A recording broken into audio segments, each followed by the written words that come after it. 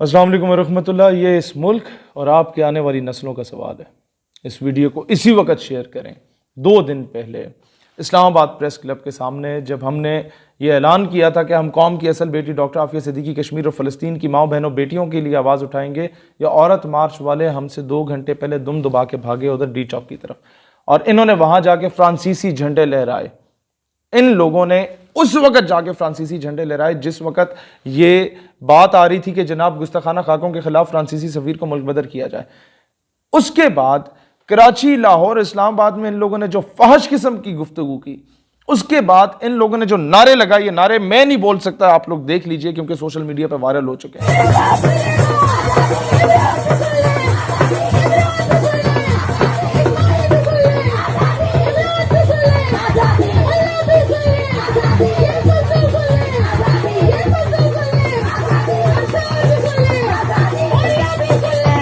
दो मैनी जुमले बोल के इन लोगों ने मुसलमानों के जज्बात को ठेस पहुंचाने की कोशिश की। पाकिस्तान के नजरिए के अगेंस्ट जाते हुए पाकिस्तान में एलजीबीटीज, हम जिन्स परस्ती के मर्द मर्द के साथ, औरत औरत के साथ अपने ताल्लुकात रख सकता है, ये चीज़ें ये तकरीरों में की, ये इंटरव्यूज में बोला। पाकिस्तान में आप ये समझते हैं कि होमोसेक्सुअलिटी जो है इसको लीगलाइज करना चाहिए? लीगलाइज कर देना चाहिए। हम लोग 21st सेंचुरी में रहते हैं। ये लड़की से लड़का लड़के से प्यार कर सकता है? कर सकता है। लड़कियां आपस में और लड़के लड़के आपस में ये करेंगे तो कौमे लूत पर भी तो एक अजाब आया था, उसके बारे में इल्म है? बेशक आया है। तो वो हम पर भी तो अजाब आ सकता है। आ सकता है अजाब, तो आना, क्या मत है तो आना ही आना।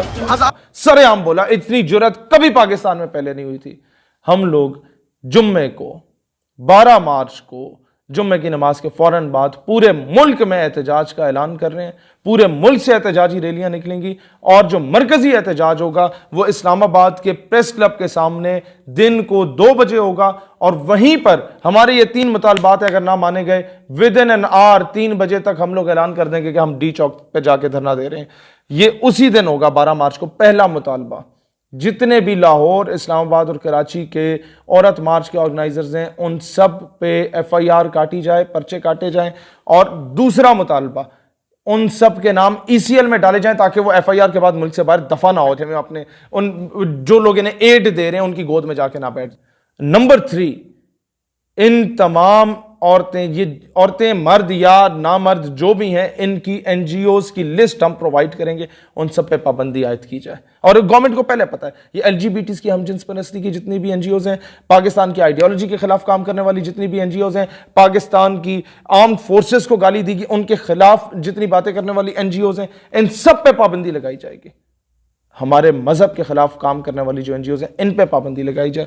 ये लिस्ट प्रोवाइड की जाएगी, उनके तमाम लोग जो उससे मुंसलिक हैं उन पे पाबंदी लगाई जाए। पैमरा का नोटिफिकेशन निकाला जाए कि इस तरह के किसी भी बंदे को इन ऑर्गेनाइजर्स में से मीडिया पे नहीं लाया जाए। पिंडी इस्लामाबाद की सारी रैलीज जुम्मे के फौरन बाद इस्लामाबाद प्रेस क्लब की तरफ रवाना होंगी, और जो लोग अकेले में आ रहे हैं वो ठीक वहाँ आसपास किसी मस्जिद में जुम्मा पढ़ के प्रेस क्लब इस्लामाबाद पहुँचेंगे जुम्मे वाले दिन।